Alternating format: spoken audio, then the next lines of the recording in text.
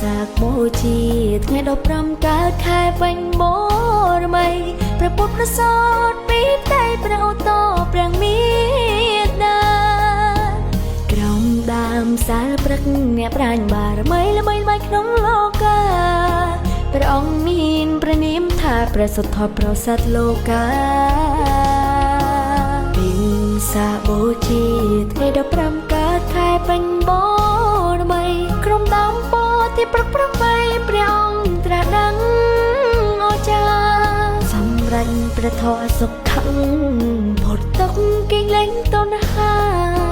ឆ្លងផុតវិវត្តសង្សារក៏ចាំឈឺស្លាប់និព្វានទិញសាកបូជាថ្ងៃ15កើតខែពេញបរមីក្រុមដើមពោធិព្រឹកប្របី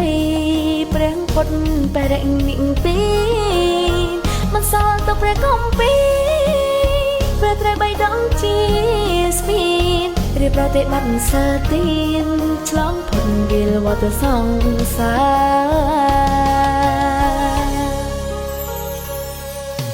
ពីសាបូជាប្របីពុទ្ធសាសនាត្រូវចងចាំរំលឹកព្រះរំ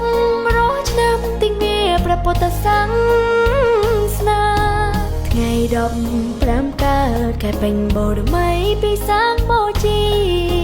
ព្រះសម្មាសម្ពុទ្ធអង្គចាប្រសូតត្រាស់ដឹងនិព្វាន